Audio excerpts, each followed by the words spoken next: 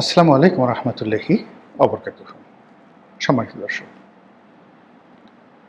বর্তমান সরকারের জমানাতে প্রায় সব ক্ষেত্রে, প্রায় বলতে কি ১০০ ভাগ ক্ষেত্রে চাঁদাবাজি, দলবাজি, দুর্নীতি, অনিয়ম, বিশৃঙ্খলা, মবতন্ত্র, মববাজি, যা কিছু মন্দ এ সমাজে বহুকাল ধরে চলে আসছে, এটাই এখন সর্বোচ্চ পর্যায়ে আছে।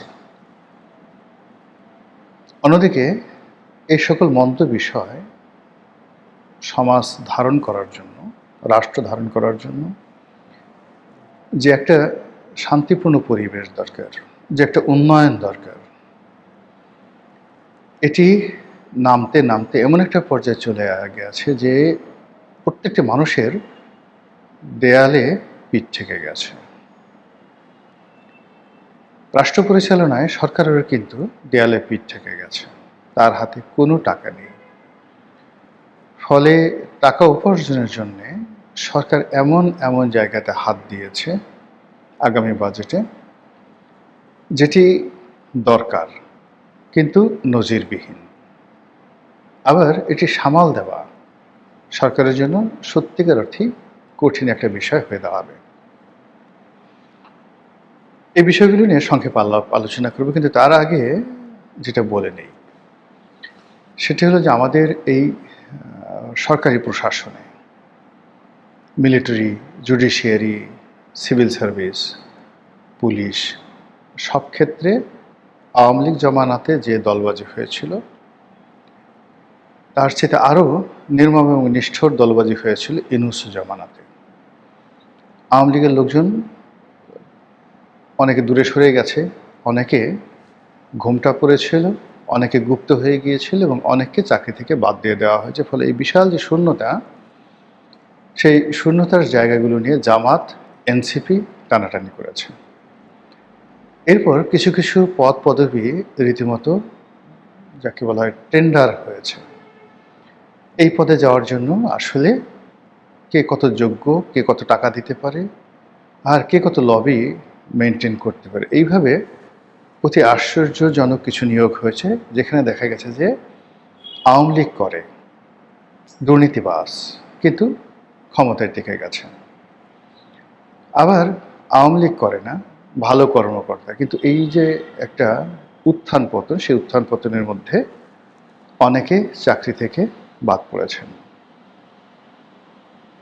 এর ফলে কি হলো, পুরো প্রশাসন যন্ত্রে যে গতি থাকা দরকার, স্বচ্ছতা থাকা দরকার, ধারাবাহিকতা থাকা দরকার এবং জনগণকে সেবা দেওয়ার জন্য রাষ্ট্রযন্ত্র যেভাবে কাজ করবে সেটা একেবারে মুখ থুবড়ে পড়েছে।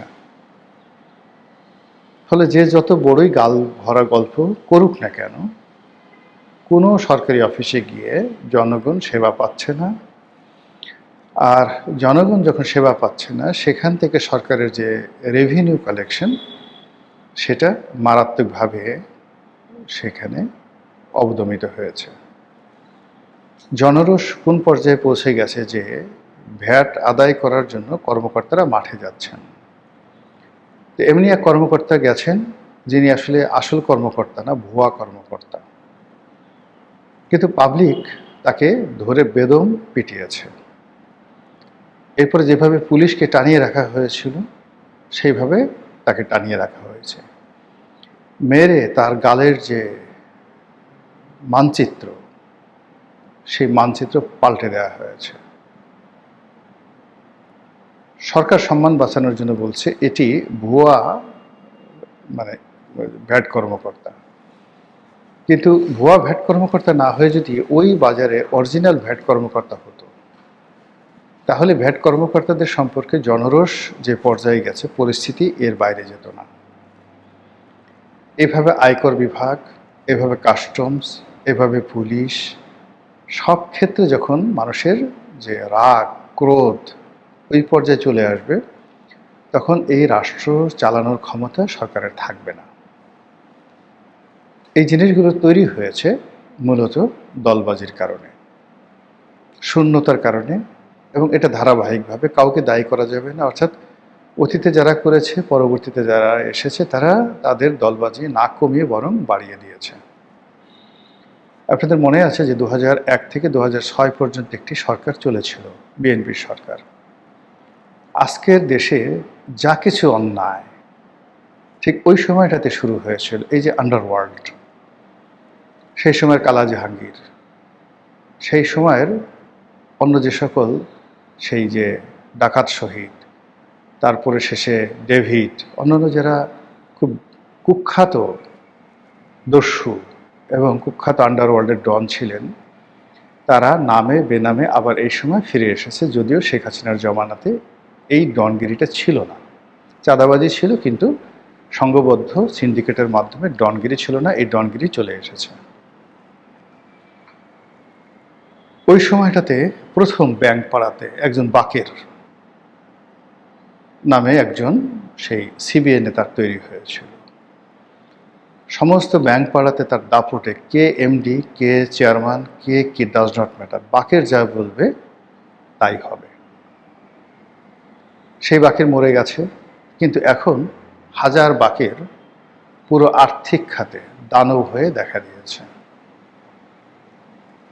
কোনো একটা ব্যাংকের হয়তো সিবিআই কর্মকর্তা, সরকারি ব্যাংকের, বা ডিএমডি বা জিএম, যে কোনো একজন রাজনৈতিক পরিচয় নিয়ে ওই সেই এক একটা ব্যাংকের বাকের ভাই হয়ে পুরো আর্থিক খাতকে তছনছ করে দিচ্ছে। এবং সেখানে এই শেখ হাসিনার পতনের পর থেকে ইনুস জামানাতে যে মব হয়েছে, সেই মব এখন আরও বেড়ে গেছে। নিয়োগ, বদলি, প্রমোশন, সব ক্ষেত্রে প্রথমত টাকা, দ্বিতীয়ত অযোগ্যতা, তৃতীয়ত আনুগত্য। এই জিনিসগুলো না থাকলে কোনো কর্মকর্তা সামনে এগোতে পারছেন না পুরো আর্থিক সেক্টরে, ব্যাংক এবং বিমাতে। ফলে যা হওয়ার তাই হচ্ছে।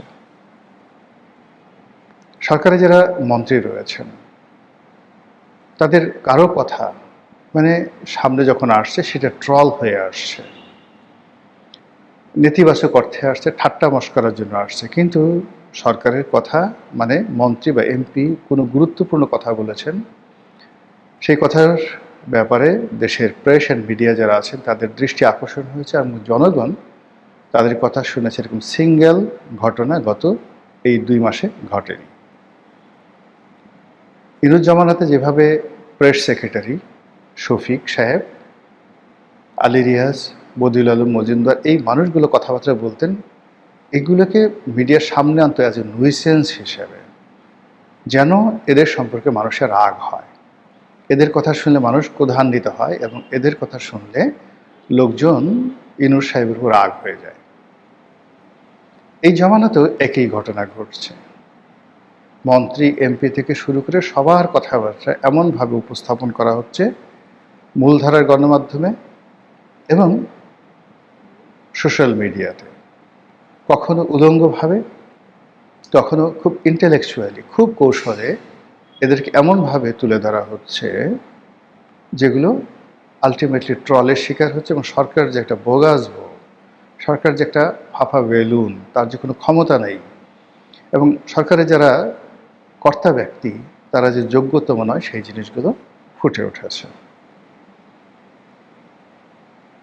প্রধানমন্ত্রী পদে জনাব তারেক রহমান সাহেব আছেন, কেবলই মাত্র তার কথাবার্তা মিডিয়াতে আসছে,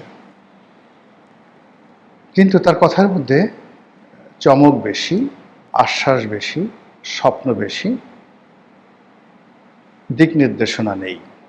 আর তার কোনো একটি বক্তব্য টু দি পয়েন্টে as a order, as a royal order, রাজকীয় অর্ডার হিসেবে এটি বাস্তবায়িত হয়েছে, এরকম কোনো নজির নেই। ফলে কি হচ্ছে, তিনিও কিন্তু ট্রলের শিকার হচ্ছেন, প্রচণ্ডভাবে ট্রলের শিকার হচ্ছেন তিনি এবং তার পরিবার। এরপর আমরা চাঁদাবাজির দিকে আসি। সারা ঢাকা শহরে চাঁদাবাজি একটা পুরনো রোগ। এই রোগ এখন রীতিমতো ক্যান্সার রূপে ছড়িয়ে পড়েছে। এই রোগ একই সঙ্গে ক্যান্সার, মরণঘাতী ক্যান্সার। এর থেকে মানে এই চাঁদাবাজরা যদি আপনাকে টার্গেট করে, চাঁদা আপনাকে দিতে হবেই। ক্যান্সার যেভাবে আপনার দেহকে আক্রমণ করে, রেডিয়েশন ছাড়া আপনি কখনো এদেরকে ছাড়াতে পারবেন না। এবং কখনো কখনো দেখা যাচ্ছে যে ক্যান্সার এমনভাবে আপনাকে আক্রমণ করে যে রেডিয়েশন দিলেও কাজ হবে না, আপনি মরে যাবেনই। এভাবে আমাদের সমাজে এখন চাঁদার জন্য সিন্ডিকেট হয়েছে, চাঁদার জন্য লাইসেন্স হচ্ছে, চাঁদার জন্য কার্ড তৈরি হচ্ছে, আইডেন্টি কার্ড তৈরি হচ্ছে, চাঁদাবাজদের গডফাদার তৈরি হচ্ছে, তার সঙ্গে অন্য সবাই জড়িত হয়ে গেছে। পুলিশ থেকে শুরু করে অন্য সরকারি অফিসে যে দলবাজি হচ্ছে, একজন পুলিশ কর্মকর্তা ডিআইজি র্যাঙ্কের, ঢাকার ডিআইজি, তার যে বক্তব্য, সেই বক্তব্য ইতিপূর্বে কখনো এরশাদের আমলে কিংবা আগের বিএনপি আমলে কিংবা শেখ হাসিনার জমানাতে এই ধরনের কথা একেবারে একটা ওসিও বলেনি, একটা কনস্টেবল, এমনকি একটা চৌকিদারও বলেনি। জয় বাংলা, জয় বঙ্গবন্ধু, বাংলাদেশ জিন্দাবাদ, নারায়ে তাকবীর, আল্লাহু আকবার, আমি জামাতের কর্মী ছিলাম, আমি বিএনপির কর্মী ছিলাম, আমি আওয়ামী লীগের কর্মী ছিলাম, এই কথা এই প্রথম একজন ডিআইজি, ধরে নেওয়া হয় তিনি আইজি হবেন, তেয়ার মুখ দিয়ে বের হলো। ইট মিনস তেলবাজি, দলবাজি, এটি এখন এমন একটা পর্যায়ে পৌঁছে গেছে, সবাই মনে করছে এটা করা ছাড়া তাদের ভাগ্যে প্রমোশন জুটবে না, তাদের চাকরি থাকবে না। তাদের মালিক এবং মালিকিন যারা আছেন, প্রভু বা যারা আছেন, বা তাদের যাকে বলা হয় নিজেদেরকে মানে যারা কৃতদাস মনে করেন, সেই কৃতদাসে যারা মাস্টার, সেই মাস্টার যারা আছেন তারা মনে করছেন যে এখানে যোগ্যতা বিষয় না, যে যত পারো তেল মারো, নির্ভয়ে, নিশ্চিন্তে, নির্ভাবনায় যত তেল মারবে তত বেশি সফলতা পাবে। এই 2 মাসে তেলে তেলে সয়লাভ হয়ে গেছে সব কিছু। এরপর আপনি আসেন যে চাঁদাবাজি গেল, তেলবাজি গেল, দলবাজি গেল, এরপর হলো নীতি এবং নৈতিকতা। নীতি এবং নৈতিকতার যে জায়গাগুলো রাষ্ট্রে থাকে, সেই জায়গাগুলো একটিও পুনর্গঠিত হয়নি। দুর্নীতি দমন কমিশন, মানবাধিকার কমিশন থেকে শুরু করে আরও যা কিছু রয়েছে, সংবাদপত্র জগৎ, মানে এই সংবাদপত্র জগতে একটা সময় ধরেন শ্যামল দত্ত, মোজাম্মেল বাবু, ফরজানা রূপা, মুন্নি সাহা, এরকম অনেকে প্রধানমন্ত্রীর দপ্তরে গিয়ে তারা দালালি করতেন এবং এগুলো নিয়ে আমরা ট্রল করতাম। এখন আসলে এমন সব বুড়া বুড়া মানুষ, বয়স্ক মানুষ, এক পা কবরে এক পা বাইরে, সেই মানুষগুলো সাংবাদিকতার নামে এমন সব দালালি করছে, এমন সব ব্যবসা বাণিজ্য করছে, টাকা, ক্ষমতা, নারী, লোভ নিয়ে এমন সব বিশ্রী সব কাণ্ড করছে, এগুলো দেখা যায় না। এবং এদের এই কর্মে পুরো সংবাদপত্র জগতে অভিশাপ অনিবার্য, কোনো সন্দেহ নেই। এত উঁচু পর্যায়ের দালাল আমাদের দেশে কখনো ছিল না।